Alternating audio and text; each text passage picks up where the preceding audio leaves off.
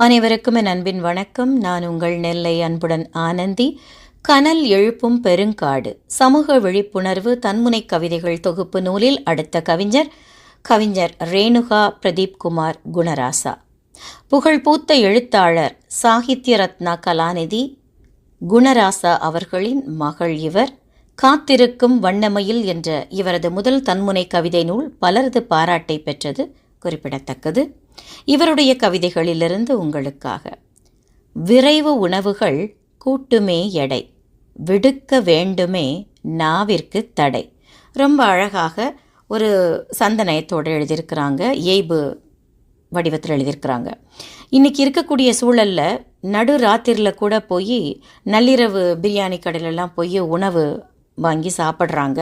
வீட்டில் எளிமையாக தயாரிப்பு செய்யக்கூடிய உணவுகள் நமக்கு எப்போவுமே மருந்தாகவே செயல்படும். உணவே மருந்து, இதுவே நம் பண்பாடு.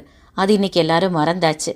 அதனால தான் சொல்கிறாங்க, இந்த ஃபாஸ்ட் ஃபுட் அந்த கல்ச்சரை விட்டு நம்ம வெளியில் வரணும். அந்த விரைவு உணவை நமக்கு உடம்பு எடை தான் கூட்டும், விடுக்க வேண்டும் நம் நாவிற்கு தடை, நாவடக்கம் வேண்டும்னு அழகாக சொல்லியிருக்காங்க. வாழ்த்துகள், நன்றி.